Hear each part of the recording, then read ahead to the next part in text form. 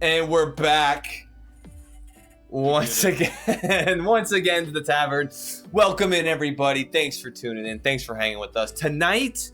And it is pretty late considering. There it is. There's the one. I saw the other glass or the other cup, and it didn't have anything. Yeah.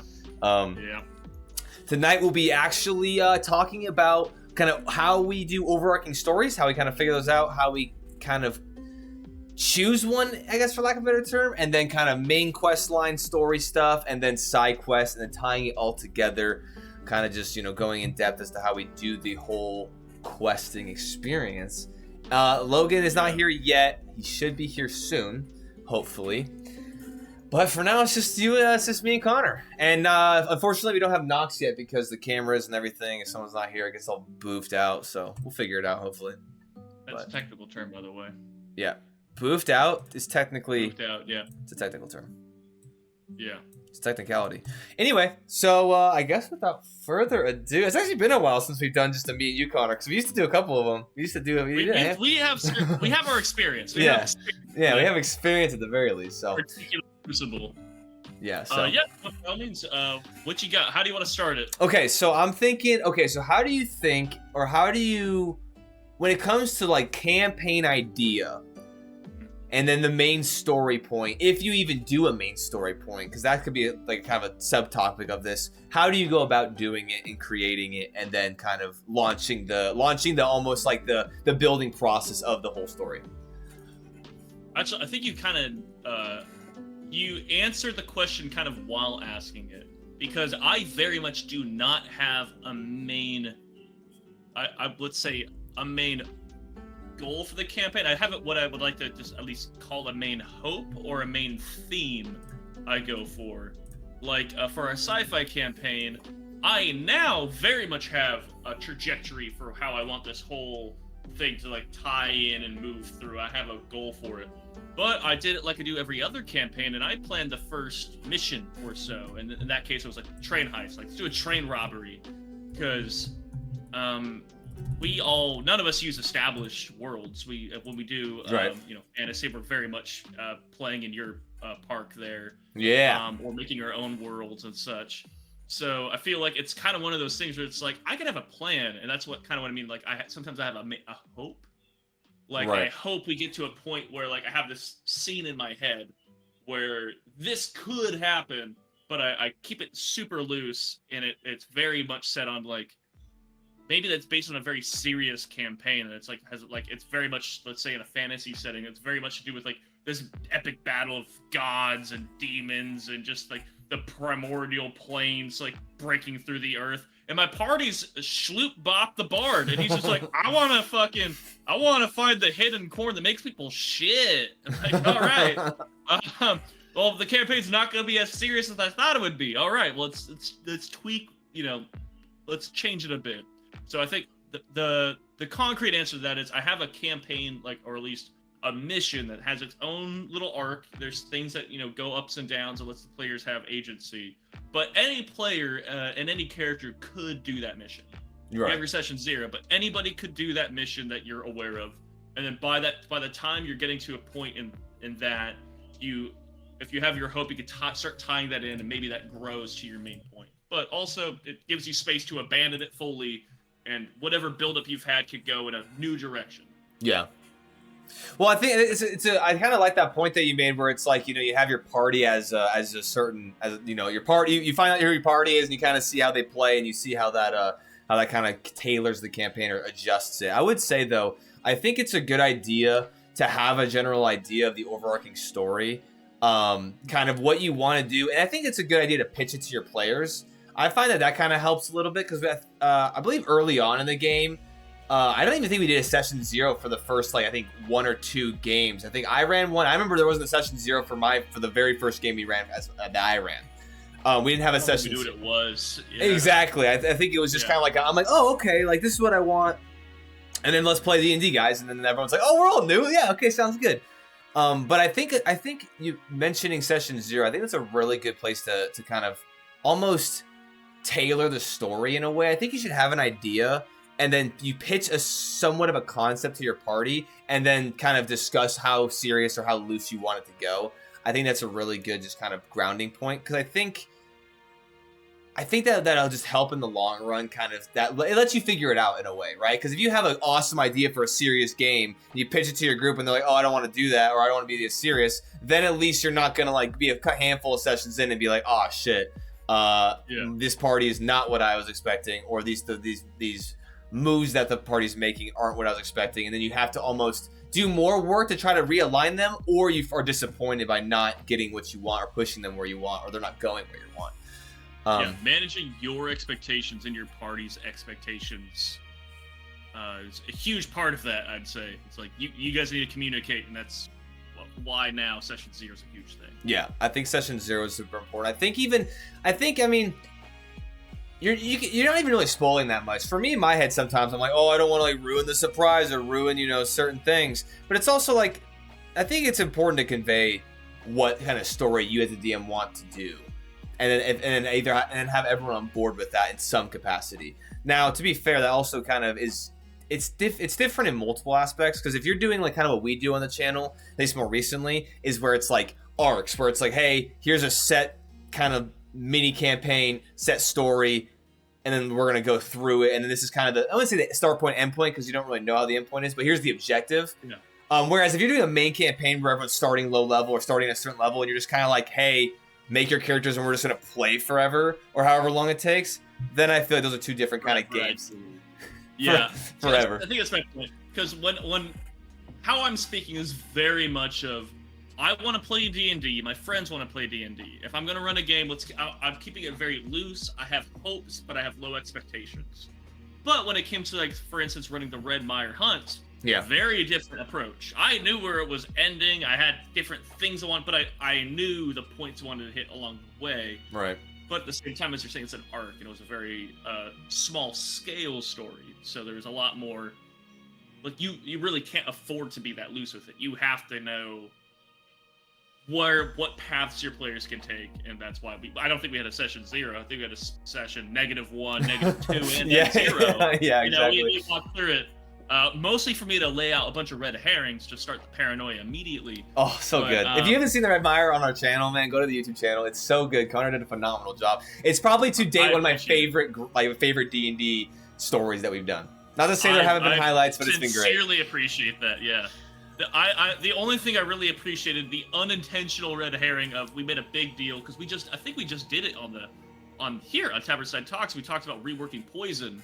Right. And we did it. And like, hey, Red Mire Hunt, rework poison. We made poison brutal with our rework. I'm like, by the way, we're using those rules for the horror.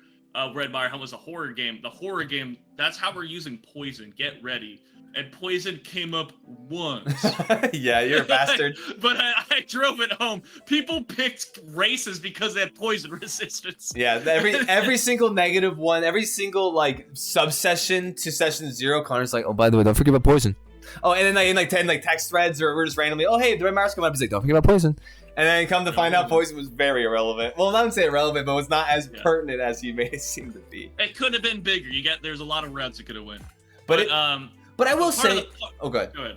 No, you go. Okay. All I was gonna say is, for that very focused campaign, though, I very much had a story, how I wanted it to go, how I wanted it to end. Just because by the nature of it, you want to keep it so much more concentrated. Yeah. Like, I can't afford for you guys to wander around. Like, there's no open world. There's an open world in this small, restricted little map. It's like, you're in this little city, or in this case, a little region, and that's where you could explore in.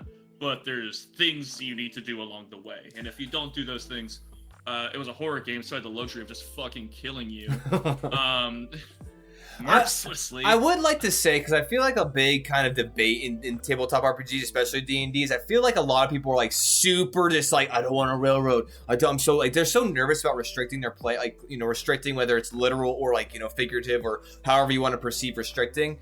And I feel like, in a way, yes, if you're doing a broad campaign where it is supposed to feel like a more open world, I guess railroading, like, if that's like the game you're trying to run, I could see where railroading could be a little bit more of like I don't don't do that. Or if that's like as a player, you're worried about that, or as a DM, you don't want to do that. I would just like to say that it's been actually a lot of fun. I wouldn't say like our arcs are railroading, but it's been a lot of fun to be like, hey, this is the story I want to tell. Now they'll create characters and be part of this story, and it's kind of fun to almost challenge yourself of like, hey, how do I interact with what's the word, full agency, but knowing that there's a story that needs to be told. It's just an interesting way. It's almost like a cool challenge for RPing and kind of getting into it where it's like you as a player, you as a person, you as the player knows kind of the general loose direction of it, but to be kind of almost ignorant to the fact as then the character is actually a lot of fun. I feel like that's a cool way to challenge yourself where it's like you're metagaming but not metagaming. It's more of like a play, I feel like, where it's like not scripted, but it's like you're a person in it. Here's the start end kind of point of the well, I wouldn't say we usually tell the end point, but here's the premise and this is kind of what I'm doing, and now you're a character in this play of sorts. And I think that's a lot of fun. I think for one, that is a lot of fun, but also to give you a lot of credit, part of how you make that really engaging and fun is our session zeros, and again, the -1s, -2s, yeah. How long we go. Those normally involve like, hey, here's the goal. Here's what the party's trying to do. Now, what are you trying to do? Yeah. That like aligns with the party, but potentially creates some conflict, and like it creates like for the Frost Trail. Like Vierden's trying to get to Snowstone. Yeah, right? yeah. So I'm trying to get to Snowstone, but I'm also like I'm trying to pick up minerals, dude. I'm mining. Like that. I'm doing it for an ulterior motive. Whereas we had Zahir, who was there for like he's given like a divine kind of like proclamation almost to be drawn there. And right. Like, we all had different and then I think like Morella was just like, money's in front of me. Hell yeah. Like we all had our own like character reasons, which could cause conflict. There's a lot of things that could have caused conflict along the way, but also we all just like, oh, we're going here. We all had like just enough. Was like, how do we spice it for ourselves? How do we make it so I'm going there with you, but also I'm doing my own thing. But at the same time, we're all moving in the same direction. We're all part of the story, and we all have like our own characters, like particular way their wheel turns them forward.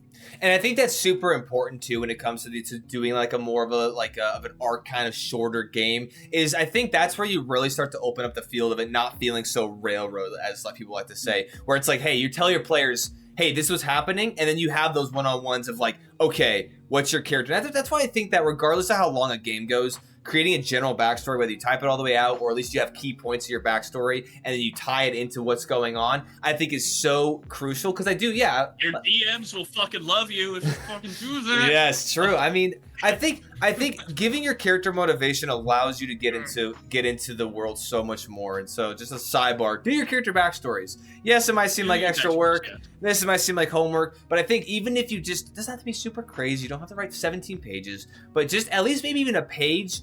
Or at the very, very bare bones least, do the personality traits, do the ideals, do the bonds, do the flaws. Because I think if you just even do those things, it helps kind of determine who your character is in your mind, which will then kind of open up certain RP moments during a story. So you can be like, oh, my character has this flaw, so he does something, which then opens up something.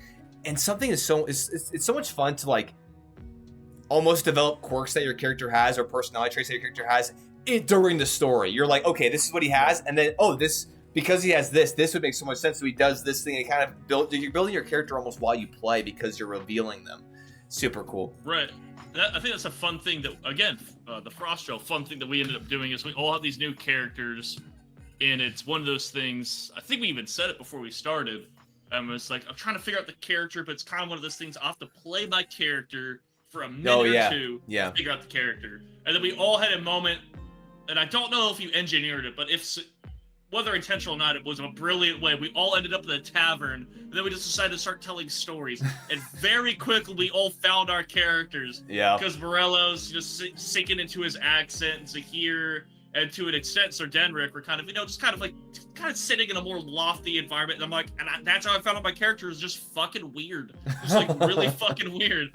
I'm like, that wasn't my plan, but it feels like, it's one of those things I feel like as just people, especially the benefit that small arcs have is you can take wide swings just out of left field. Just try it because you know it's not what you're stuck with for years.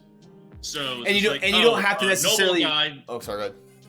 I was just gonna say, noble, like there's a noble character, there's like kind of a religious figure, there's a mercenary. What could I bring to the table that's interesting? Oh, a paranoid schizophrenic who just eats bugs. Hell yeah. That guy, that makes total sense. I'll be him, you know, because like, it's gonna be more fun. It's gonna be more fun for everybody. 100%. And that's the thing too, is like the arcs also, like the shorter stories allow you just to kind of just, like you said, play around more. It's like you get I feel like you get to hit more like kind of unique stories, whereas with long campaigns, and we're gonna kind of touch base with it with like the main quest lines and side quests later, but I feel like with overarching games, you kind of have to like kind of tie things together. Like, say you come up with a brilliant quest, and you have to then like kind of steer the party a certain way, or it comes up just naturally. But whereas arcs, you're just like, hey, I just want to try this fucking whack story. Like Connor's like, yeah, I want to like just like be a fucking horror campaign. Like, let's just see how like, you know, scared I can make my players. And it's like, you know, whereas sometimes it'd be very difficult to get your party to like take a bite onto that side quest, like, you know, lure. Yeah. Whereas you're just like, no, you're actually here and this was happening, you know, and everyone kind of has agreed to that. I feel like that's a good point you bring up. If I brought the Red Mire situation as a side story, like in an established campaign, you guys worked your way up to level 5, then at level 5, you guys approached the Red Mire, and that was the situation in front of you. You guys would have rightly left. Yeah, exactly. Yeah. Yeah, no. What? No. Hell no. Like, but that's why I think it's so cool that you have the characters' backstories almost tailored to why. And then that's why I kind of like the explanation of a play where it's like your character is there for a reason and they know that. Whereas exactly like you're saying, like if you're like, I'm gonna go do what, where, and why? Yeah, fuck that. You can't pay me enough for that. It's like, see ya. So I think it's cool that, you know, you get to actually kind of almost, you know, like you're almost like, okay, how does this make sense? And you embed yourself in. I think actually your description of a play is very, very good for the short arcs. Because theoretically, because sometimes we do have continuing arcs. Yeah. But it's like plays, like the character exists, his backstory exists just to put him in the play. The most significant thing in his life will be that play, then he leaves. Likewise, when you make characters, their whole backstory is about tying them into that story, and that's it. The most prominent thing about that character could have happened in the past, now they're reconciling it, or what the interesting thing about the dude's happening in this 2 days, you know the dude, and then he's gone. Right. You know, whereas instead of a huge established campaign, you know, maybe it happens session 20 or session 100, you know, and whatever arcs and such. And there's, I mean, I feel like we're praising arcs a lot. None of that takes away from established campaigns. Yes, no, exactly. Love those. They're great fun, but yeah, I just wanted to highlight this. I think the play analogy is just like incredibly accurate, I would say. Hell yeah. I think that's something I might even bring up next time we do one of those. Is just a way for people to think about it in our aforementioned session -2. Yes. No, I think that's it. Yeah, 100%. Now, just to kind of kind of highlight one kind of other thing I want to hit for overarching story, and then we can kind of jump into the other topics. But for overarching story, so you kind of to kind of almost draw it back a little bit more. Where do you draw inspiration from to kind of start the story, I guess? Like, okay. Yeah, like, you know what I'm saying? Where it's not like necessarily like you kind of have an idea and then you kind of flesh it out. Like, where does the idea come from? Let's go and take one step back further. Where does the idea come from? Or generally, how do you get that idea, if at all, from anything? So just to make sure, are you talking about like when do I sit down and go, the campaign starts here? Yes. Where it's like, okay. For me, it very much is like, for me, I get all my kind of creative juices and such, get like kind of my creative moods going by listening to music and just going for walks. So very much just because I feel like I think we all kind of were brain rotted by TV enough that it's like when I'm listening to music, it very much gets a little cinematic for me. So as I'm going for a walk, I'm listening to like some new music or something, I'll just have something that goes like, oh, that'd be fucking cool. Yeah. And I think because of that, I pretty much just go off vibe. What vibe do I want now? Because if I'm on a D&D mood, I get this thing like, oh, what if it was like a jazzy heist? How will we make that work? How do we Ocean's 11? And then I start like building it up from there, and I go from like, you know, that kind of like really fun moment I had thinking about. It's like, oh, how do I make that happen? How do I, you know, bring some of like that kind of fun I had to my players? And I kind of reverse engineer it, like, what starting point, walking it all the way back, is a natural starting place to introduce my characters to this, to walk them in this direction. Yes. Because by the time they get there, they have a whole different experience. They don't have a jazzy heist, they have a loud, bloody one with horror and screaming. But that's what they chose along the way. But the starting point was in the, because again, it's like my campaigns, I feel like my characters, I find out what kind of flavor and mood they have when my players interact with them. Yeah. So, but I feel like it's very much, how far back can I set things up so they can walk into the world, have some breathing room to start their characters, but also like I am not ashamed to be the type of DM that you start in a tavern or you start as a group of company people that all know each other. Mm-hmm. There's more fun and engaging ways to start parties, but especially for established campaigns, I'm not too worried about it. Y'all know each other. This is your brother Derek. Who cares? You're all here. Let's get moving and let's start figuring it out. I would actually say for me, kind of the thing that I've actually I've grounded my stories in the last couple times literally has been like geographically, where do I want to put them? And I guess in the same way as you, it's like, what's the vibe do I want? So instead of vibe of kind of like, jazzy train heist, instead it's like, okay, cold ass winter landscape tundra. I really want to host a game in that. Boom, the Frost Trail, right?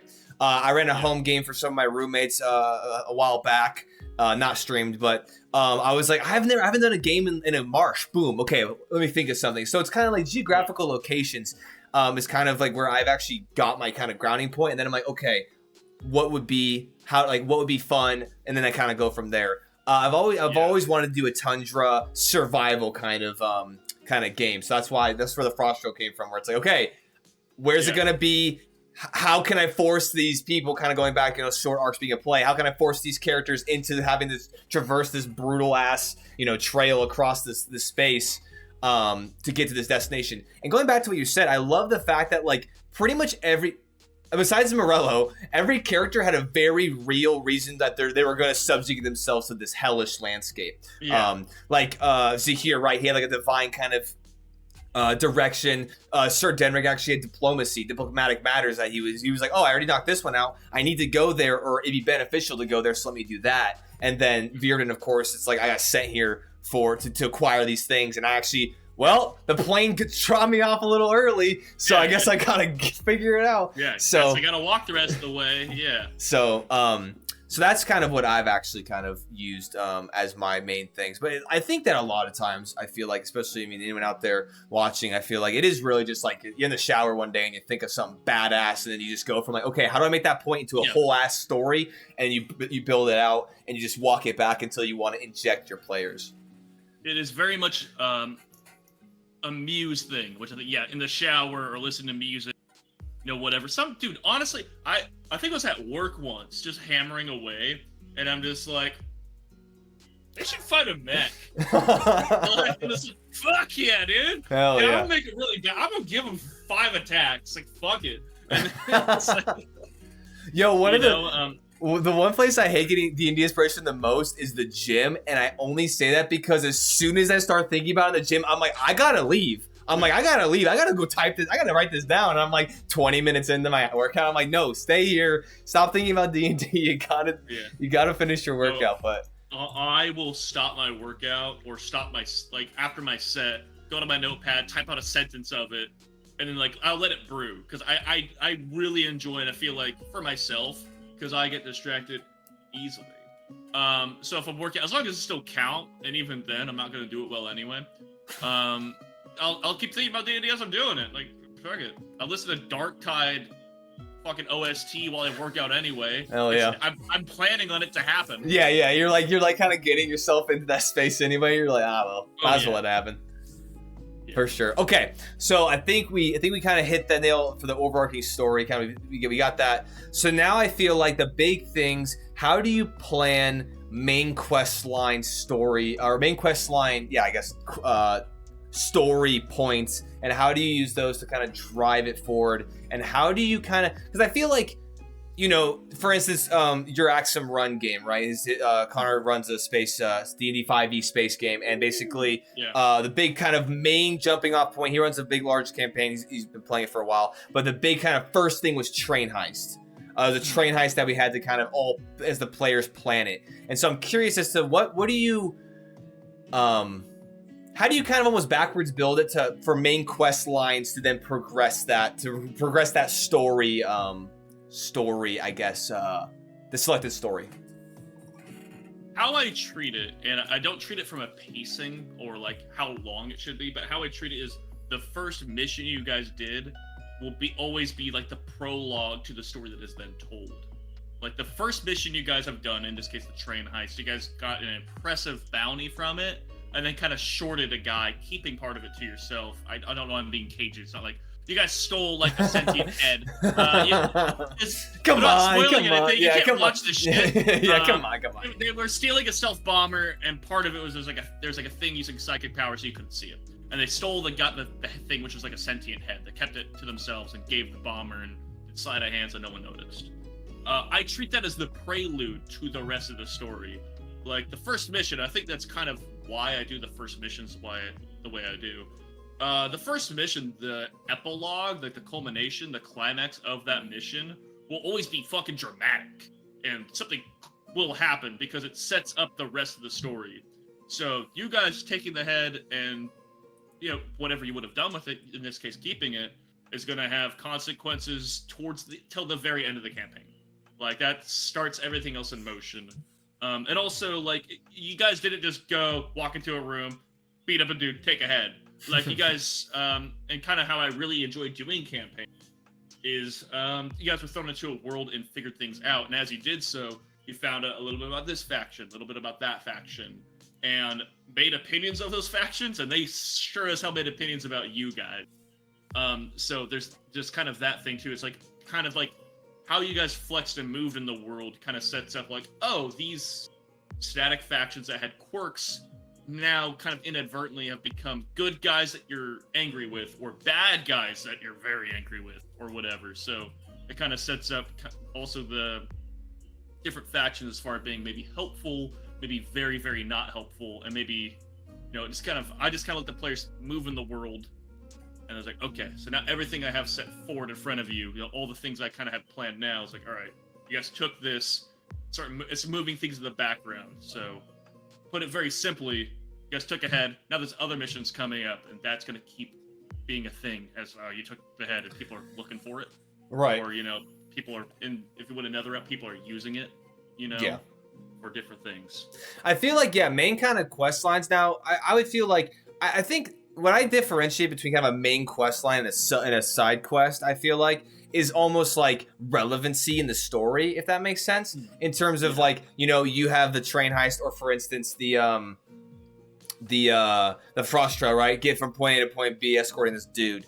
I feel like the main quest line can almost be expanded upon as you're kind of progressing. And I feel like you could, I don't know, I feel like side quests, I mean, we're kind of getting into the third point here. I think that main quest lines can be kind of intricate, and I feel like they can kind of almost have multiple parts to them. Where it's like the main quest line, at least for this first portion, is to do this certain thing. Once you do this certain thing, then it's like, okay, now the main quest line is something different, but it's all pushing towards the overarching story. Yeah. So I will say, as far as Axemarine goes, I've approached it with the attitude as there is no such thing as side quests. Only because I've built the world in such a way that everything's going to roll back to the main story. Okay. Like, for instance, the players had like 3 weeks where the ship was getting retrofitted. Like, hey, you're stuck on this one small planet. What are you going to do? They went and did things, and it was a very intricate, involved plot. But while they did it, they uncovered a conspiracy here. They realized one of the players' backstory ties into something that's going on here. They uncovered an elder AI god. A bunch of shit happened. It all ties into different things because it's like all that stuff might have happened any planet they went to, maybe somewhat. But it's like side quests are fun, and it's a way for them to choose where they're going in the story. But I find it very important, especially when it comes to combat, that most of the major combats are always going to be very narratively focused. And if the side quest is going to be interesting, I want the combat to be interesting. And that being said, it needs to be a narratively engaging combat. Gotcha. The only reason I say that is because if I'm gonna kill somebody and all my combat's lethal and deadly, so I want them to die moving forward in the story, not just like they got killed by Jimbo's. Yeah. You're like, oh, hey, you want to make $20, and then your character is smoked. And you're like, that was irrelevant. We could have not done that and lived. Whereas, like, I feel like if you make everything kind of almost story driven, almost like a main quest line kind of story beat, then it kind of makes everything more meaningful in a way. So I could understand. That's interesting. That's an interesting way to go about it. I also want if a character dies, I want them to die with a question unanswered kind of thing. They were moving towards something, and they died without it being resolved. I want that, like, they weren't dying without a question being resolved that hasn't been brought up in 10 sessions. Like, they were on the cusp of learning something new or engaging in something they've been trying to pursue, and they got shot a lot, and now they're dead. Right. Now, also, death is part of a thing that I'm being, I guess, for my campaign, I'm very conscious about, because there's no healing magic at all, and there's no revivify. Yeah. So, Connor's just playing Soulsborne space D&D 5e. Yeah. Every encounter is lethal encounter. Now, good luck. Everyone's dodge rolling. I don't get it. Yeah. No partying allowed. Only dodge rolling. Now, going back to kind of main quests, I feel like, or at what point do you kind of almost, I guess, at what point do you conclude a main? I guess it's kind of difficult because you're playing almost like a continuation. Everything ties into itself.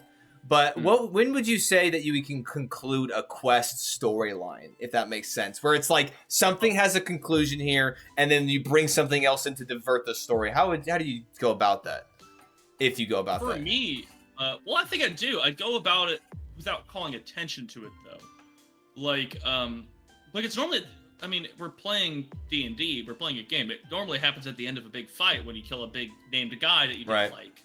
You know, so it's normally something to the effect of the mayor's held up in his office, you have a big gun battle, you gun him down, you save the town or left it less controlled by this dude.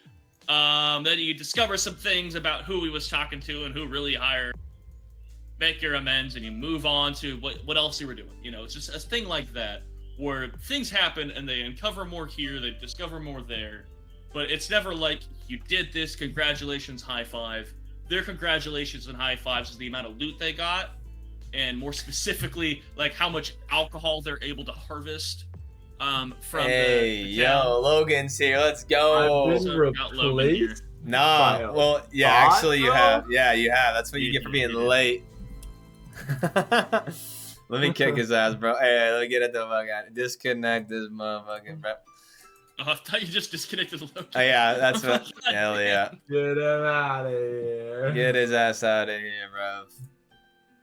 Hell yeah. What's up, man? What, dude? I am more than happy for you to bring some of these questions to Logan, put him in the hot seat. Yeah, I'm just gonna jump him right in once he loads his camera, his fishbowl camera in. You better put the frog on your head again, by the way. Yeah. We want to keep that crisp camera. Crispy. No, I don't have it right now. I'm remodeling. Damn. Oh, there you go. Just to finish off the statement there. Yes. Just go ahead. And by the way, the question that was asked. I try not to call attention to a transition from a main quest line. Because but I will say one thing that really helps is I do a sci-fi campaign. So most of the time, whether intentional or not, the main quest line ends, and very soon after, they fuck off to space. Yeah. They leave, like this place is had, and then they go. We have main quest lines? See, I mean, I don't call attention to it. I don't call attention. Your party's just like, oh, we just existing. Yeah. And I mean, that's another way you can go about it too. Is just kind of throwing stuff at the players and just like kind of leading them in a certain way. I guess that kind of goes back to just how you kind of want your overarching story to be. And sometimes your overarching story is literally just, hey, you guys, this is the world I want to run. So like, here's where we're starting, and this is kind of the first kind of bait and the bait for a plot hook, and then you just kind of start going down that way.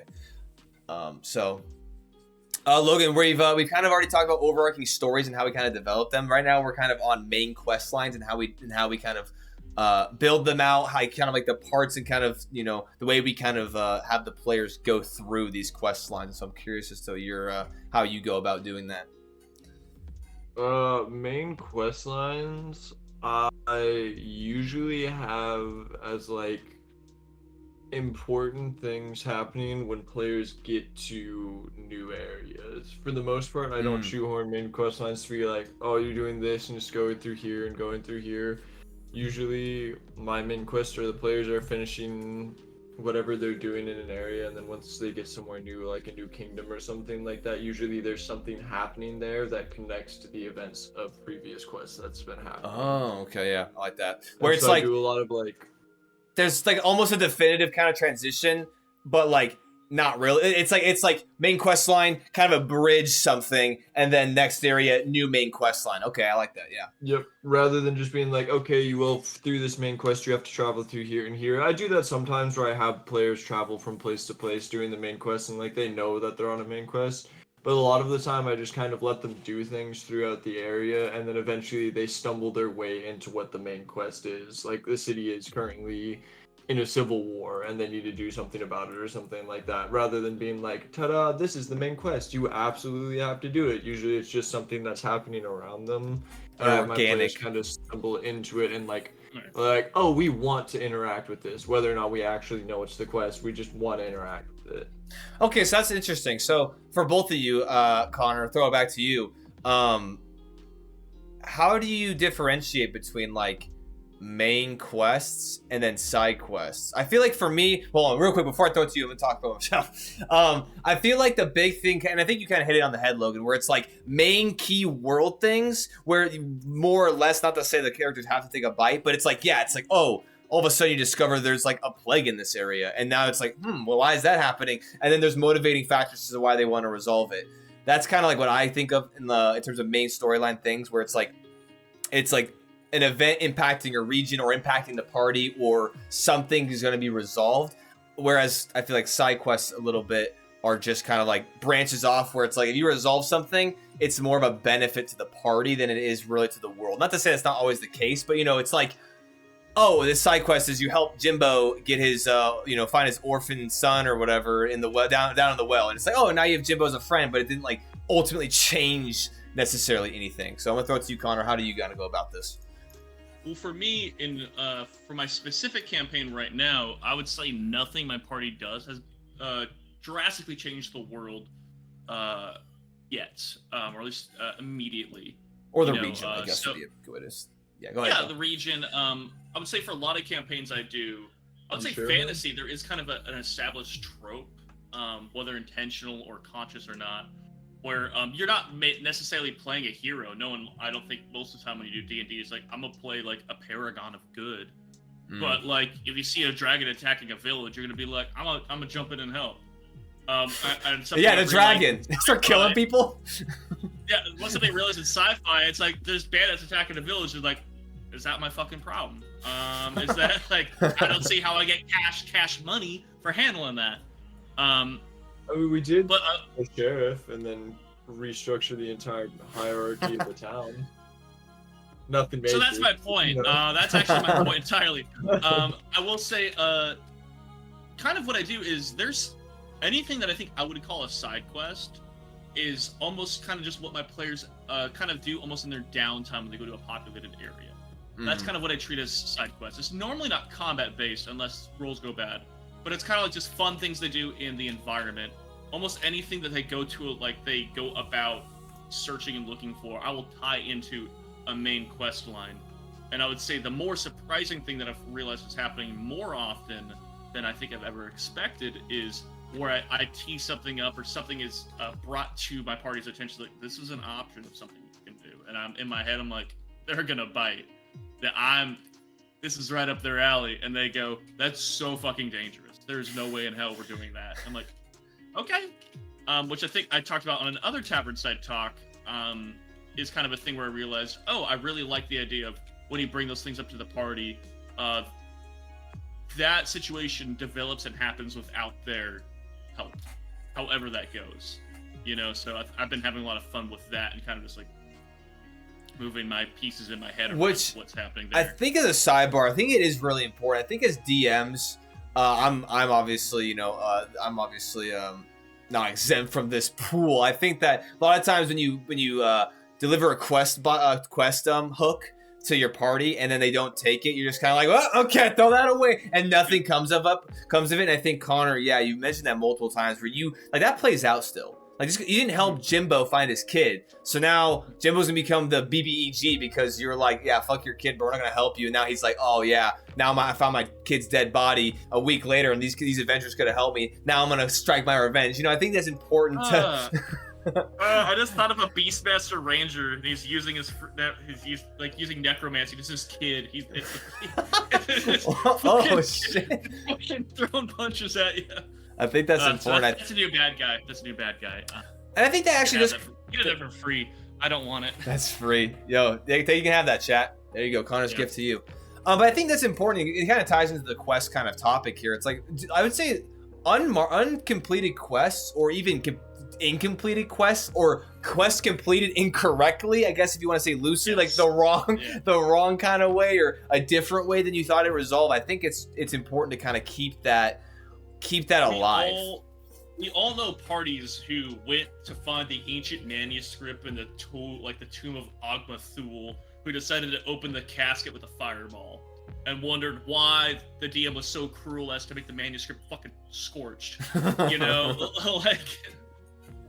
there's things like sometimes that happens. It's funny, but also there's consequences. Maybe that was part of a ritual that a wizard was trying to complete, and now part 6 of 14 isn't going to happen now, so we're fucked. Yeah. You need to deal with that now. Exactly. I think it's always be aware of your party's unending capacity of uniquely fucking it up. Just the dauntless pursuit of unique failure. Never even like an intentional fuck up too. I feel like in their minds. And I can say as a player, I've definitely been on the other side of this. In my mind, I think I'm making the best decision humanly possible. However, what I don't understand behind the screen is I am absolutely fucking the DM so hard. Yeah. And it's the same thing. Like, I've had my players look at me with like the most hope in their eyes that they made the greatest, the smartest decision possible, and I'm like, anyways, there's 5 pages of prep that's just gone. Yeah, you just put that in the shredder immediately. I've had, I think 5 different arcs or missions or things in the sci-fi campaign that I had to just, all right, put that in the fucking circle file. That's not happening anymore. Just with different moves and things that y'all do, which is fun. I enjoy that because I found new and exciting ways to motivate you. Part of it too. I think as a DM, especially with how we described, especially main campaigns, we don't want to railroad, but we want to set up a delicate enough, enticing enough hook that we know the party's gonna bite. And part of it's just knowing what's gonna make your party bite. Or sometimes what's more fun is making one person in the party bite, and everybody else has to deal with it. That sometimes is a lot of fun too, especially if it's a main campaign thing. Yeah, and I think that's also I lost it. Never mind. That's real. Oh wait, hold on. Oh. Wait. Oh, I think it's also cool too to kind of learn your party over the course of quest lines, of giving them kind of things, pushing them through the story, or them navigating through the story rather, and then just finding out and kind of learning over time what your party will take and not take. And I still love the fact that, regardless of what you think is going to happen, the party will always surprise you. I think that's what makes D&D so much fun and truly an improvisational game, is just the fact that, you create something in your head and you're like, oh, this is what I think is going to happen. And then they interpret it in their own way, and then it just makes it go down a completely different path. But I think that's what makes it so much fun, is just the unexpected avenues in which things can be completed. It's like you give a main story quest or a side quest, and it's like, here's the hook. Here's where I kind of think this will go. And then it's like, next thing you know, instead of helping Jimbo and getting his son, next thing you know, you raided an orphanage, and now he has 5 sons. And also the orphanage is now burned to the ground because there was a vampire lord that was, enslaving kids in the basement to, harvest rabbits for blood. And you're just like, oh shit, all right. So it's like, it's just, I love how it all pans out, and how almost how the players can write the stories as well, because I think that's a good. Man. You like that? Clockwork Rifted is just wild. So I wasn't ready for that. Hell yeah. No, but that is true. And also, I think part of, like, even as you described that lunacy, as you described that lunacy, I did see a DM just throwing the players a bone. It's like, we're going to break into an orphanage. It's like, I'm going to make you right. Yeah, exactly. The orphanage wasn't evil, but if you're breaking in, I'm going to justify it. There's a vampire in the basement. Like, this, you got to throw them something. Yeah, so I think that's always fun. Now I'm gonna throw it to you, Logan. You kind of already differentiated main quests and side quests in a sense, but if you want to go any more in depth, feel free. If because you kind of mentioned that main quest lines are kind of regional or city based, lack of a better term, threats or kind of story bits, whereas side quests can be a little bit more mundane. So, if you have anything else to speak to that? No, like you said, I mean, mostly for me, for side quests, it's players benefiting themselves rather than benefiting the world. And main quest is more, like they change the world in some way, shape, or form. Sometimes side quest or main quests, they do just benefit themselves, but for the most part, like my main quest, I like to have a pull for the players sometimes, whether that be backstory things or world things, I love having a backstory reason to get a player to want to do something, I think that's a good point too, because I feel like we're talking a lot about propelling the story, but I think that propelling character stories and making backstories relevant is a very important thing, especially if you want to continue. DM major tip disclaimer here. If you want your party members or players or whatever, to make backstories, heavily harp on the one character. If that's the only person that's making a backstory, I would just, like, as soon as you can, or at some point, heavily include their backstory into the game. Because I tell you what, nothing feels like not that you're trying to make your players feel bad, but nothing feels bad about like not having your character super fleshed out or a backstory, and another player having that, and then getting a full kind of arc in the game. Because it's like everyone wants that. Everyone wants to kind of be involved in the story in that kind of drastic way. So I think that'll really help making backstories relevant throughout the game, or just even on like different sections of the game, will heavily encourage your players to actually, want to do that and then do it going forward. I feel like giving them that motivation and seeing the payoff of your player writing 3 or 4 pages or 1 page, or at least taking the time to build it. I will say, if you're doing a long form campaign, and I'm saying this because it came up yesterday, if you're doing a long form campaign, make sure the player remembers their backstory before you start dropping like hella hints. Give them like a lot of like, hey, this is gonna pay off for you, buddy. Like, and they're like, oh, I certainly hope so. If you find you both disagree on what their backstory is, something. So all I mean is, for one, absolutely, backstories are, for one, as a DM, backstories influence the world I make. Yes. Backstories influence like what's happening. Like nothing is more satisfying for me than giving you what you've asked for in your backstory. And that doesn't mean that it's like you asked for a pony, you get a pony. The backstory is like, hey, even if you go so cliche as to say, which there's nothing wrong with cliches, but like my family was murdered by some hooded figure. I want you to get the opportunity to duel the hooded figure on the fucking 15th floor of a manor and find out he's your half brother who was taken to the Shadowfell. You want you to have that payoff. Edgy back and forthness, and maybe he's more edgy than you, and oh my god, he's more edgy. I want to give you that payoff. It's so much better because you're invested, and it's a fun thing. And then your party member snipes him with a crossbow anyway. Now you're sobbing because fucking Nightwing was just shot. Shit. It's backstories are so much fun, and always incorporate them. That being said, when you're doing long form campaigns, as we talked about, arcs and long form, very different. Arcs, you're tying it in anyway. You absolutely should be. Long form campaigns, I would like remind your player, like, hey, let's brush over. You don't even have to tell them you're doing it. Just like, let's go over your backstory real quick. Maybe have some questions. Just so you have the opportunity to like remind them of proper nouns and like who they were. That's always helpful. Yeah. Logan, some. No. I was chiming into that conversation of knowing what your backstory is. I was like, yeah, especially when someone else is learning about it at the exact same time. Very useful. When you find out that two people are learning about the backstory at once, and it's one of their backstories, yeah. It's like we're all learning this for the first time. I will say it worked effectively, but it's also like, oh, I need to make sure I circle back and brush some things over, kind of it. So I'd just say, instead of falling to the pitfall I made, just brush over it beforehand, so you don't have to worry about it, and the game goes smoothly. Right, 100%. 100%. And also, you as a player, make sure you're staying kind of up to date on what you're writing, because you can write some shit 7 years ago in your campaign and be like totally forgot. So I think it's good to stay kind of relevant, as in terms of just reading history things and keeping up to date. What's up, Logan? And give your DMs your backstory. Treat them with some love, man. They put in a lot of work each session. Make sure that they got your backstory. True. I still technically don't have one of them. Hey, that's still pretty good. I mean, how many is it? 4 or 5? I mean, hey.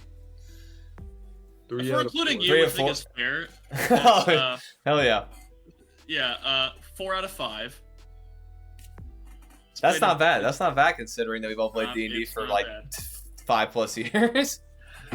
And then so I think to kind of flow this into like kind of the last topic, we kind of briefly touched on it while we were talking about main quests, but I think side quests. And I know, Connor, you've kind of said that you don't really do a whole lot of side quests in your space 5e. Well, obviously humor me, in terms of fantasy or just kind of how you involve them, of course. I have done them. Yes, of course. But I'll throw this to you, Logan, first, since you kind of missed out on kind of the first topic. So how do you do side quests? Like, how do you kind of incorporate them? How do you kind of drop them into the story? And then how do you go about doing them? And what is usually the payoff of them or the reward? Or kind of just kind of run us through your like, oh, hey, they're on this main storyline. Okay, boom, side quest opportunity. Like, how do you usually, when do you drop it in, and how do you go about doing it? I populate side quests like you're playing a video game, man. NPCs just happen to have them.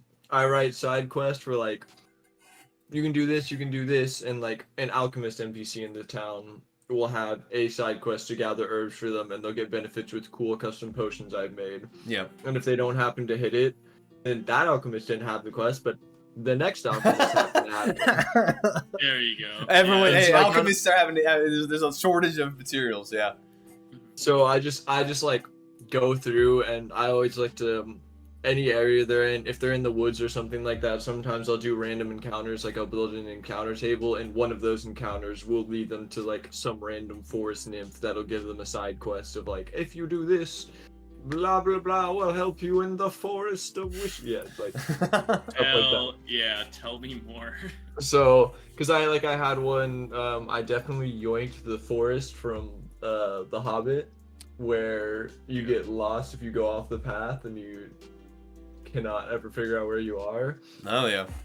And I had a side quest with that where they ran into an encounter on something that would teach them, like, take them through the forest, and that was in the Feywild, and so I did that. But a lot of the times I just like to give them to like NPCs in town, Yeah. If I have one that is directly related to like Jim Bob, then that side quest only ever shows up if it's related to Jim Bob. But if not, if it's just like a fetch quest for like an alchemist or something like that, where they can get something interesting like blueprints to a weapon, then I litter it around like it's a video game. Like, you go talk to that NPC. They may have something for you. Yeah, hell yeah. People always need a helping hand every once in a while. So I think to kind of I think it's important to kind of give your party a little bit of agency in sort of prioritizing certain things. Like, oh, do we want to go save the king's castle as it's being slayed siege to, or do we want to help William with his rootweed problem? And then they want to help William. Yeah, so you can kind of pick and choose there. I think to give them that, it makes them feel like, it makes it definitely, I think side quests make it feel like a living, breathing world where it's not just like everyone's content except for the one problem that's happening. I think side quests are really good at doing that. Connor, go ahead.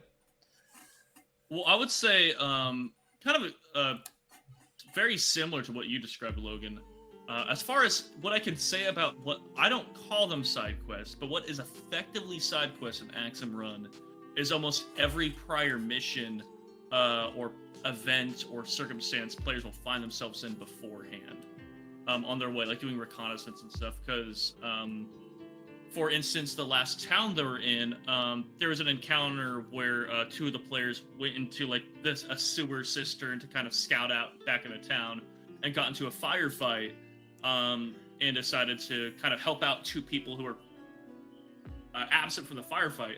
Their quest reward wasn't gold. It was through conversation and convincing, talking out of 2 fighter jets, which would have been devastating in the final fight they ended up having, and instead turning them to their side.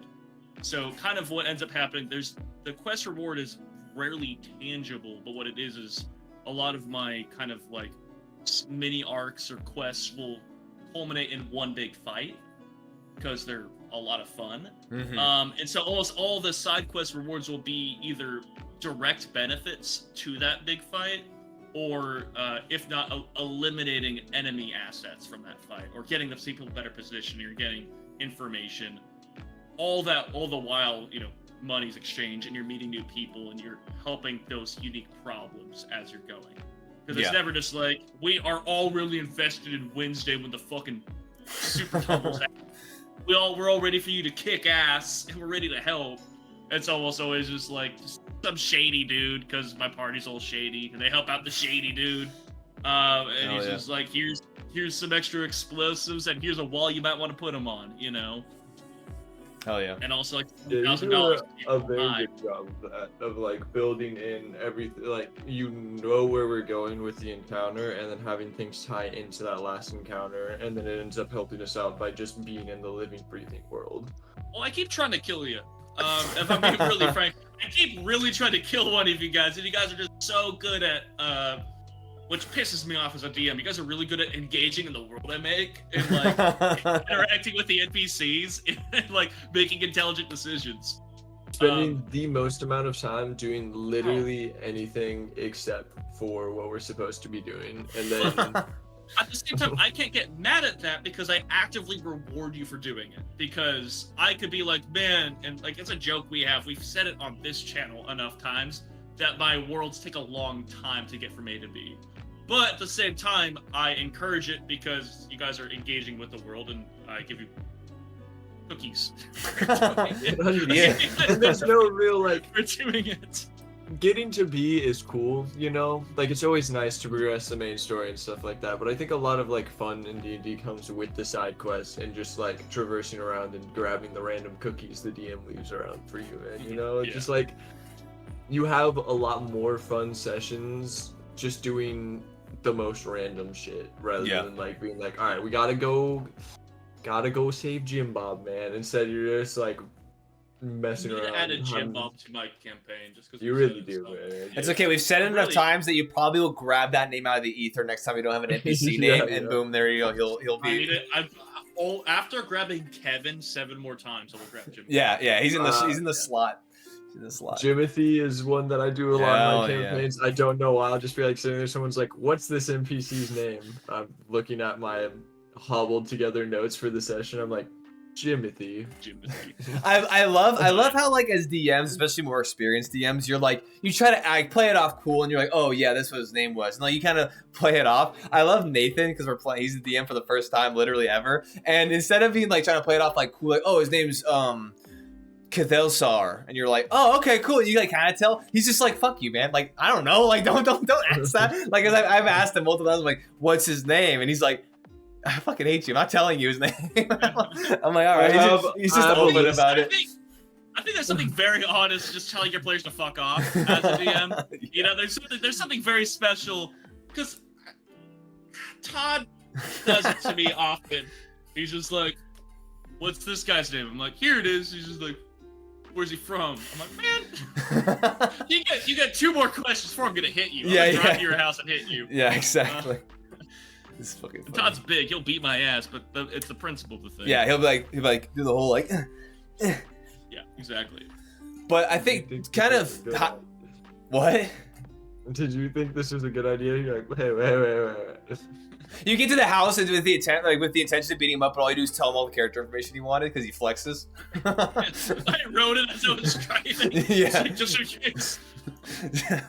I think to highlight though, and I do like the idea of side quests can have the intention of being just a side quest, but I love the fluidity of kind of, like we kind of mentioned, the back and forth of D&D and how it's like you have an idea for a quest and then your characters do a certain thing in that quest and you're like, oh, and then you can tie it back to the main story. I think it's awesome. Like sometimes if you make quest lines, I would say like I think like we mentioned this a lot of times on the channel where it's like don't keep everything super restrictive. Don't have like I guess I suggest don't like having these like endpoints super like grounded and written out and being like this is how it has to come to fruition. Because I think the less, I wouldn't say serious because being serious is, you know, a very, I feel like, important aspect, but the less forceful you are with the direction of the story, the more you can have the fluidity kind of open up and the more you can make little things like side quests kind of tie into stuff. And then you can even have a side quest that become the main story too, where if like the main quest you started out as isn't as interesting as how the side quest has transpired, just go with that. Like, you know, I think there's a very important thing of like side quests can become main quest lines. Main quest lines can also become side quests because, you know, maybe it kind of filters out where it kind of like, you know, where Logan kind of was saying where he bridges it, where it's like the main quest line, okay, you did this thing, and it kind of goes a little farther, and then it kind of dies out, but then there's this other direction you go. So, I'd say another thing that I've noticed that sometimes I'll have to do if I want a result in like the main campaign or in an encounter or something, and I find myself asking a player for a roll to determine whether something I want to have happen is going to happen or not. Like I at that point I might realize I am too invested in the outcome and not as invested in what's actually unfolding at the table. Like it's always good to have like you as a DM you want to have fun too. Like you want to tell the story, you want to have the moments, you want to do all the stuff that the party's having fun with. But if you're more focused on getting there than having fun in the moment, then like, you know, like take a step back, just like let what's happening naturally happen and like play into it. Like if you like really wanted them to fail that save and they pass it, lead into it. I always love playing the bad guy. I'm always going to tell my party to go fuck themselves when I'm happy they pass too, you know, like you son of a bitch, you know, but like, yeah, just celebrate it with your players too. Like, just have that fun. They thwarted your plan. Your main bad guy that you just introduced, that you were on Hero Forge, you poured into the Tailspire. You got this fucking badass assassin. They one-shot him. Straight up one-shot him. Like, fuck you. But also, he's dead. He's dead. Don't, you know, let it be and let him have fun with it. Yeah. And just poured him in later. They revived him. No, yeah, like the Daylight Defender getting cast Fairy Fire and then gets fucking its ass whooped, you know. Just gets fucking walled. But what's awesome about the Daylight Defender is I can just put that bitch somewhere else. I'll just keep adding him to places until it gets the justice it deserves. That's 100%, it is a little bit rougher for you because for me, my thing happened with me and my friends. Yours happened in 4K stream. Yours, everyone got to witness that, dude. Live on the air. I was like, you invited fuckers to watch it. That's what. Yeah, fucking hurt. Yeah, I really. It's fine, but it's funny.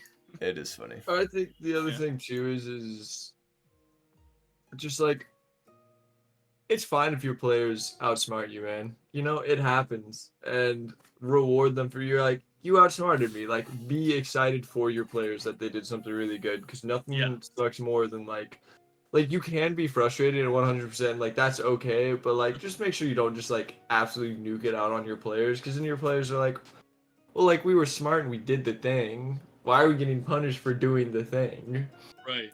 I think also as players, I feel like also like on the other side of the coin, I feel like a little bit gracious to your DM, because like as DMs, you're also like, we want things too. Like, you want your player to succeed, we want our story to succeed. And sometimes a really cool thing that we spend hours making gets immediately shit on, or something else happens. And I feel like obviously, as a DM, you kind of almost have to be more emotionless, only because it's like you have to, like, you're driving the entire story, so you flipping the fucking lid and derailing everything and getting upset, like, and kind of, you know, getting everything off track is a little bit more detrimental than a player being upset.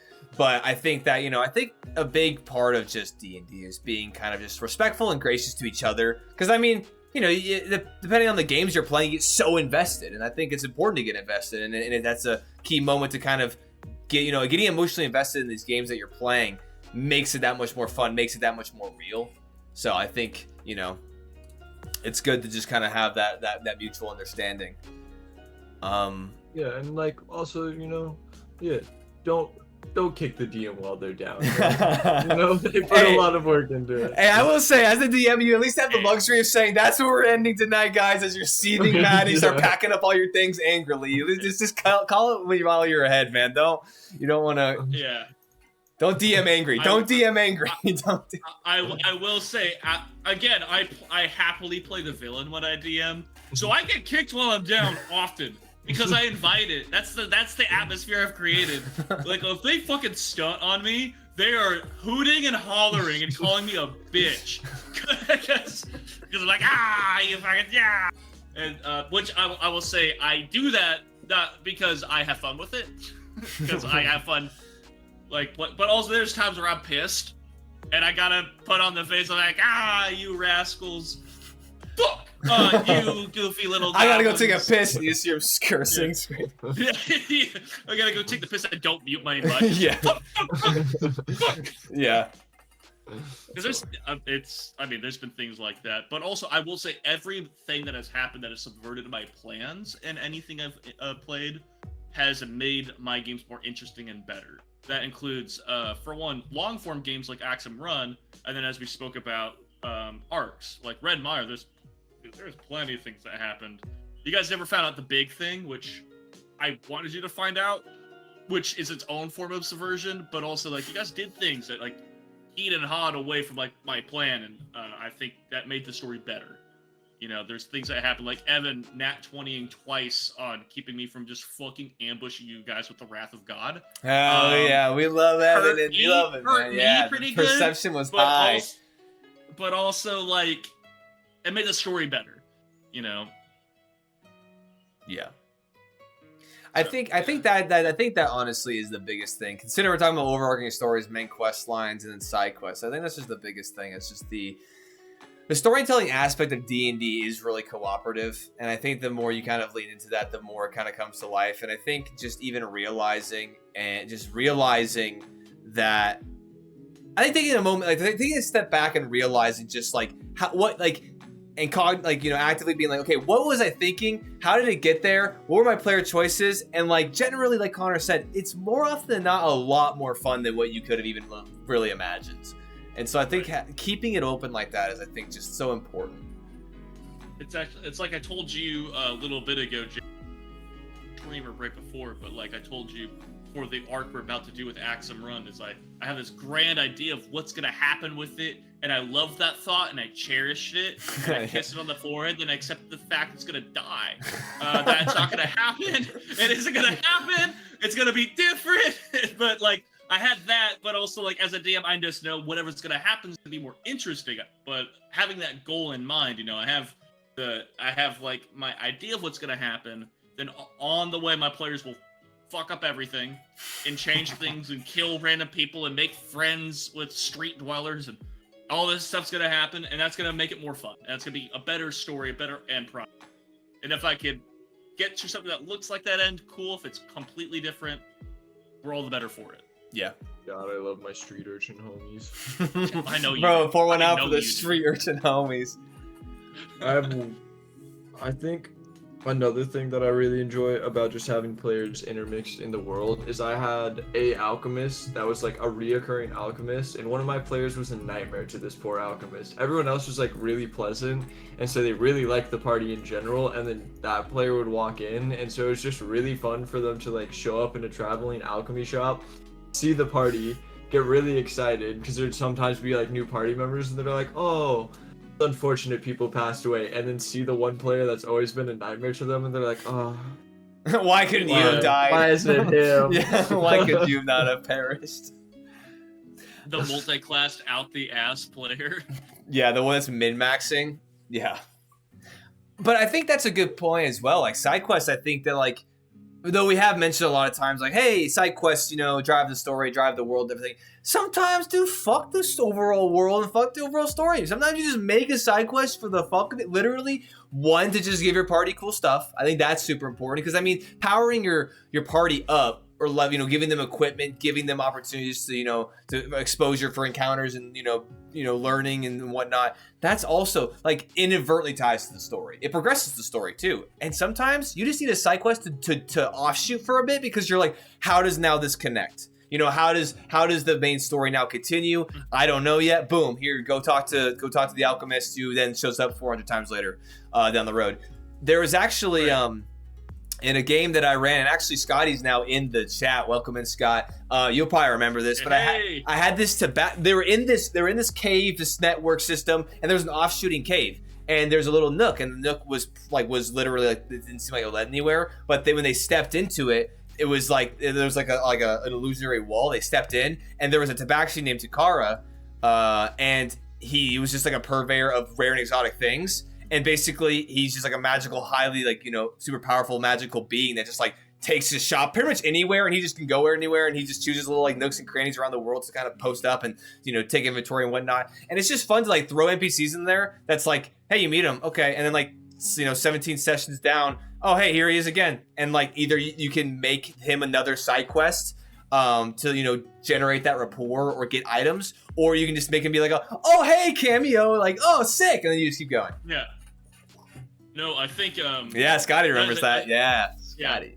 A huge benefit of side quests is taking because especially as DMs, we want our main quest to be serious oftentimes, and side quests do not have that weight on them. Yes. You could have like, dude, we're just doing what we can to just purge the undead menace. Side quests, let's get a fuck ton of cotton candy for the festival. Let's go. There's a cotton candy forest out there. Let's go get that. Let's do that. Taking the weight off, I feel like it's a very important thing when there's high stakes all the time. Especially Connor, who's trying to kill his players 24/7 with lethal encounters I would say every day, but the game has like one day is 47 sessions, so every 3 hours in Connor's game. Yeah. To be fair, I'm not gonna argue the fact that we don't deserve it. We 100% deserve. You guys earn every combat you get into. Yeah, 100%. In fact, there's often times where he should try and kill us a little bit harder, and he's been gracious. It's to the point that I've made the note of like, just so you know, no NPCs are helping you in future combats. I'm not saying it's coming up. I'm just saying there's not going to be NPC bullet sponges to help you this time. I also love going back to like the players and just like derailing things, because Scott literally said he remembered that instance of Takara, and he said we were contemplating trying to kill him to steal his loot for such a long time.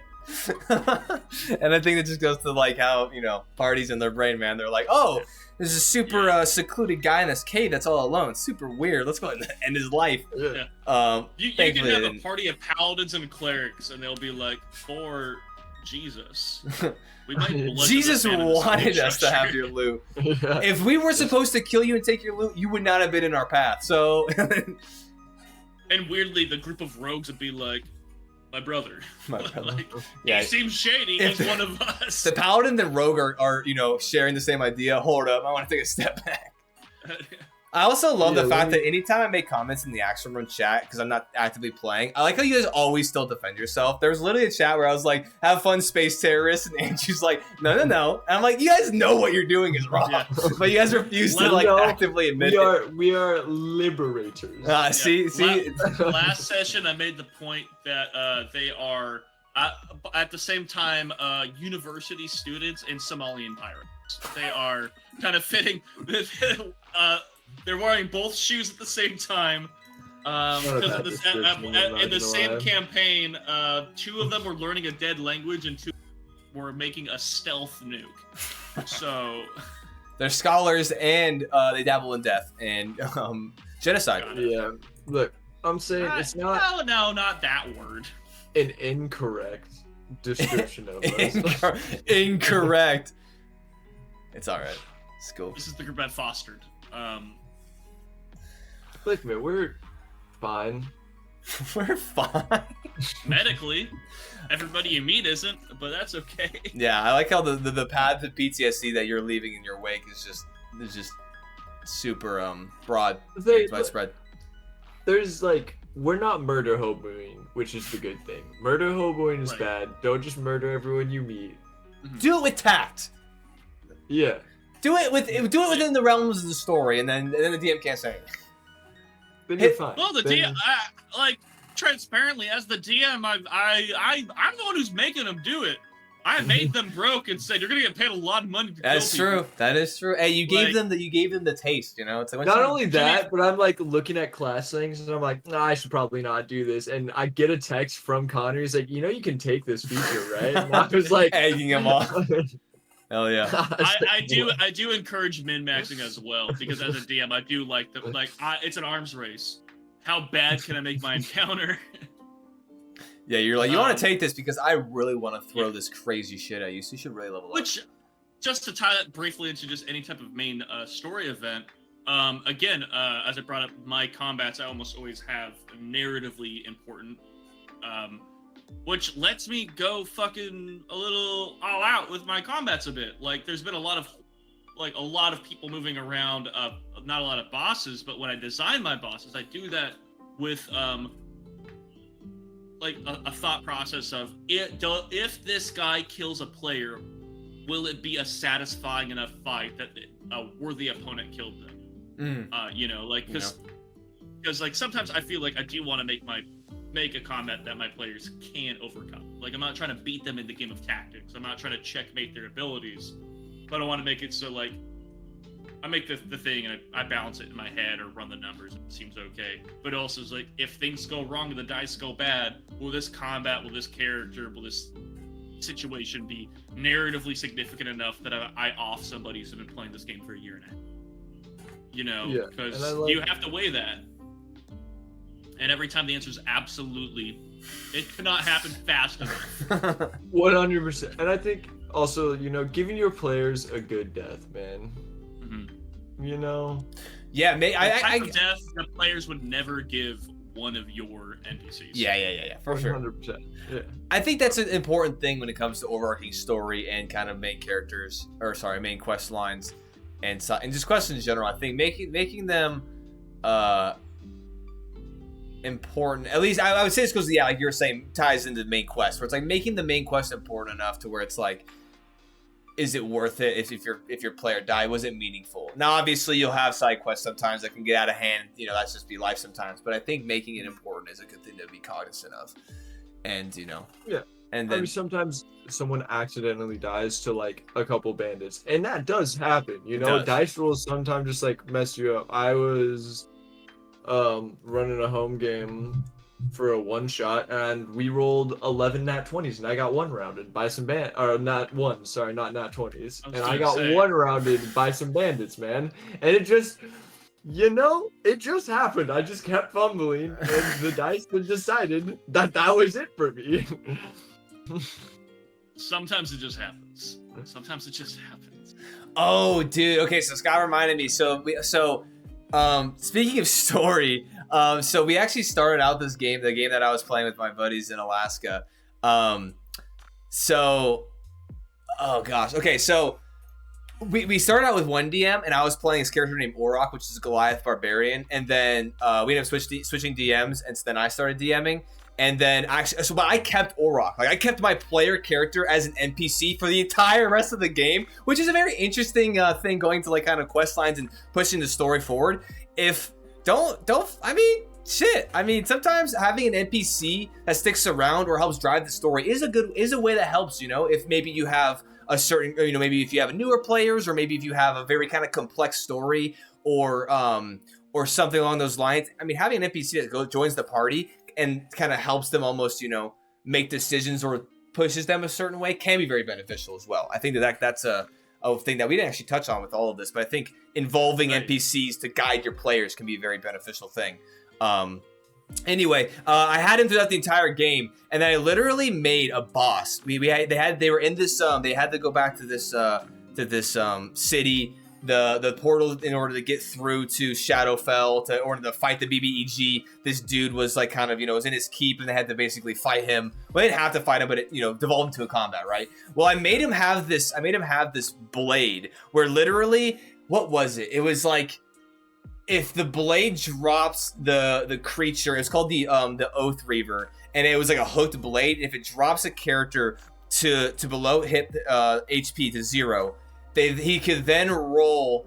Oh, I don't even remember. I think if it was a nat 20 and then drop them below HP, he then had to roll a 15 or greater and then decapitate them.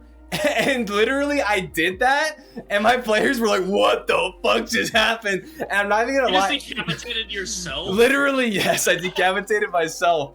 But then, I mean, obviously, fantasy and the revival. You know, they had I actually, in order, dude, my party it disrupted everything. I did that, and as a DM, I was like, okay, guys, let's keep going. But like, half my party was like literally, Scott walked away to the other room, was just like, what the fuck just happened? I'm like, guys, come on, we gotta be playing.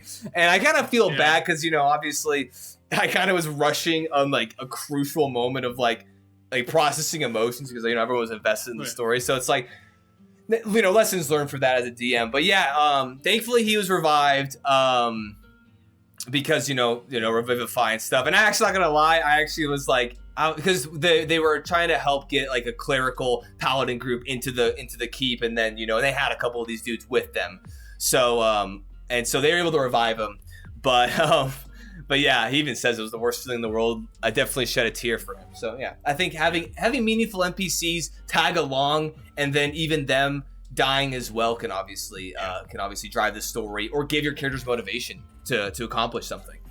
Absolutely. I think one thing I do, which you remind me of then, is I remember there was a brief campaign we did, the Lord of Songs campaign. It was like my first campaign that I started running. Like, that was my own world. Right. I wanted to immediately play on the kind of like the trope of like the ranger guide kind of thing, like the Aragorn for the hobbits. Right. Yeah. Because there was a guy, there's like a whole caravan, there's a group of you guys are all recruited, and then somewhere in the passages were attacked by a chimera and all got separated. And then you get to the top of a ring and look down, and his body's like bisected and being picked apart by the chimera. Because I'm like, there's no adults now. Aragorn's dead. What are you gonna do, Pippin? And that's when I realized you and I play very different campaigns. Because everyone's like, we're level 3. What do you mean we're fighting a chimera? Yeah, you're like, oh, oops. Get used to it. It's gonna keep happening. And Connor has only gotten, I would say, more tactful in how he kills everybody. Because Connor in the olden days would just kill you. Now Connor just tries to kill you with more tact. Which no, you were just saying that because your man Bulvis Wobble Wrench, R.I.P. which my boy. I only know the name of because you say it so often in memoriam. R.I.P. my boy, bro. Connor killed him. He took a rough hit. He took a rough hit, and then the party may or may not have prioritized stabilizing their man. No, they didn't. May or may not have. I mean, blatantly ignored. Yeah, it. That's blatantly. One of the players just sat out the whole time. That's just fucking crazy, man. Hey, as players help it down. Which yes. Bulvis Wobble Wrench. He was a gnome artificer. He died, I think, at level 2. Yeah. Connor threw a wyvern at our party, and then thought we had poison resistance. The wyvern had a tail attack that's like 66 poison. I had like 12 health, got immediately knocked. I was yelling at my party, yo, heal ya boy. I remember Eric drug my character's body under the fucking carriage and refused to help. He just basically was like, hey, you can die now in peace, and then left. I was like, what the fuck? Yeah, I think part of that, the only lesson I learned from that combat wasn't changing anything about the combat encounters. It was like, make sure the dialed in first. Make sure they have poison resistance because you. But everybody but you in the party had poison. Nobody had poison resistance. I promise. Everybody had poison resistance but you. I remember because that's why I set it up. No, I don't. I think Nathan didn't have it because it was actually supposed to be what killed Nathan's character is because he was leaving or something. You killed the wrong character to leave. Well, he didn't Holy leave. shit. He stayed. Whatever. Dude. Look, we learned from here. Now I just have orbital bombardments that do insane damage. That's it. You did try and shoot me with an orbital bombardment. I forgot about that. And I big brained you, and then a turn later, an orbital bombardment hit my car, and I was like, oh. Yo, story beats. It would have done something like 67 damage. It would have one-tapped me, bro.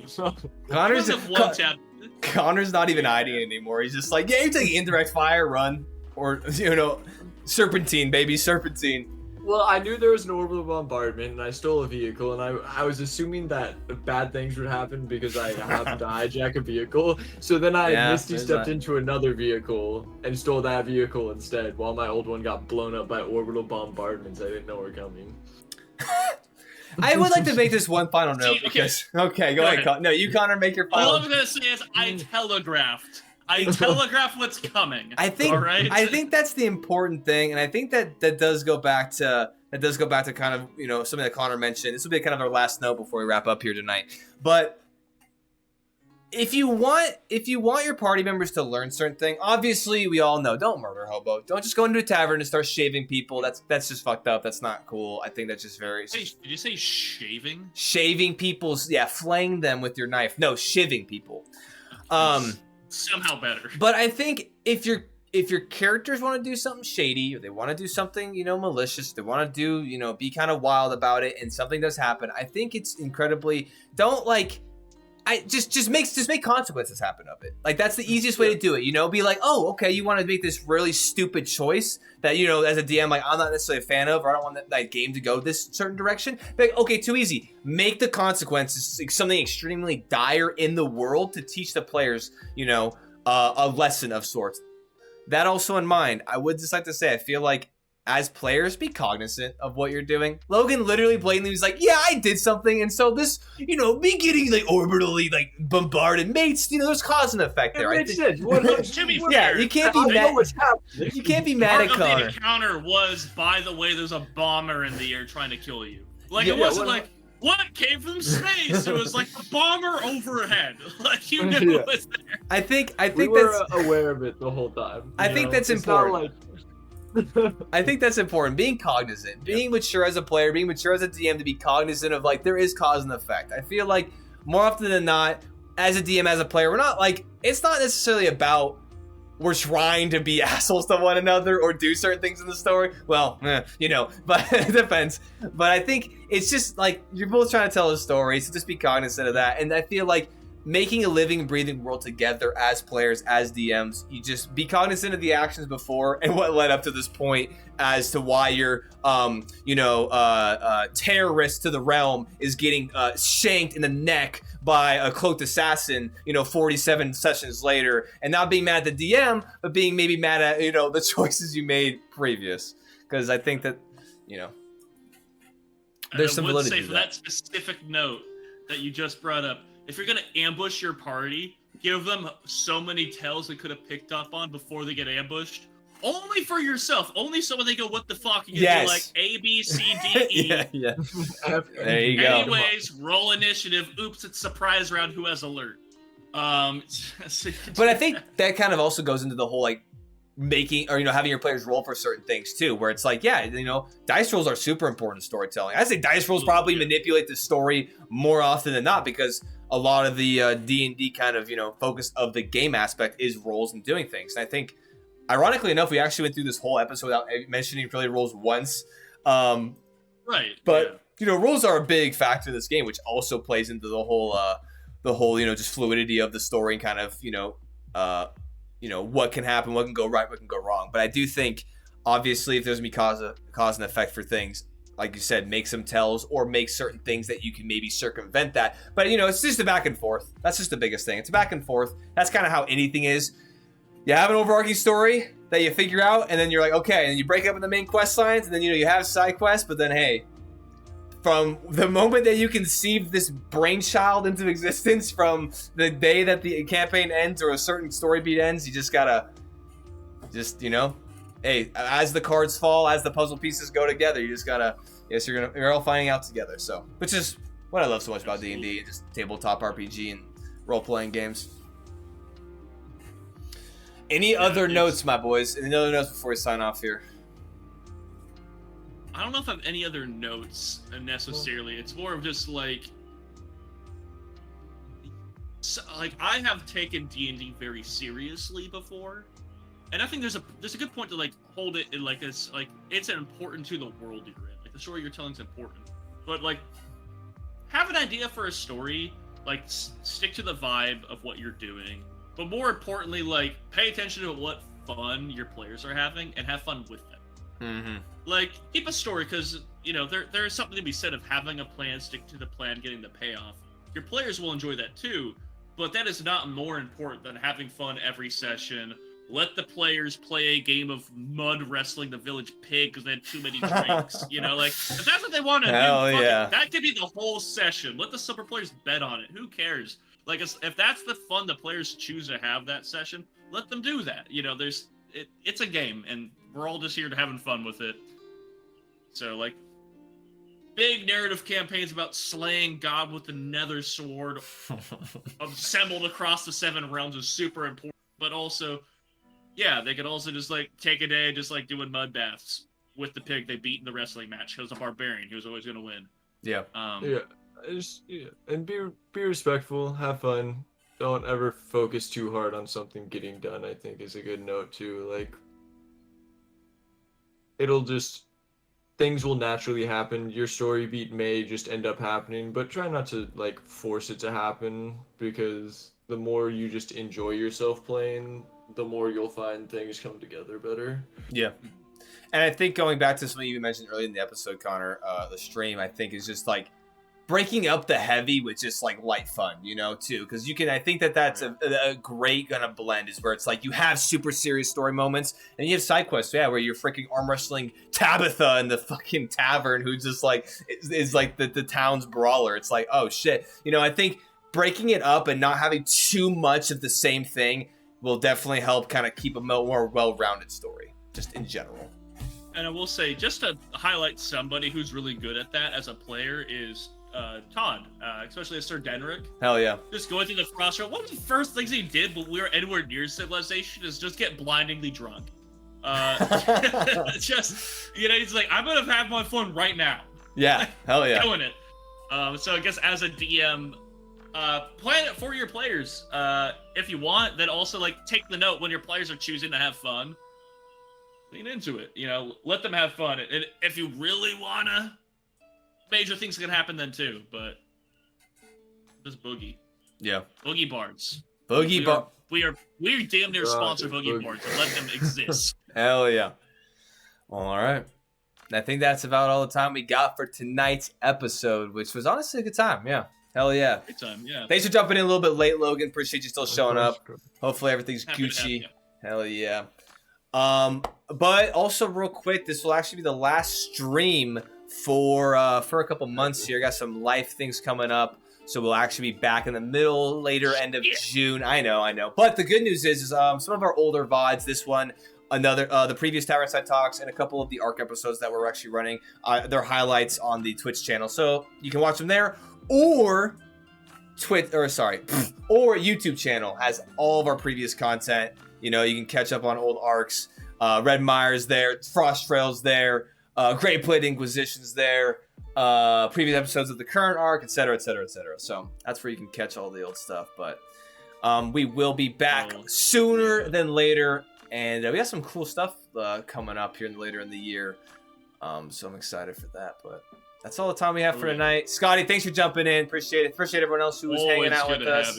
Yeah, appreciate everybody for hanging out with us at the tavern.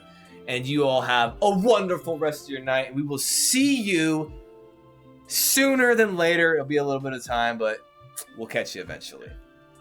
Have a good night.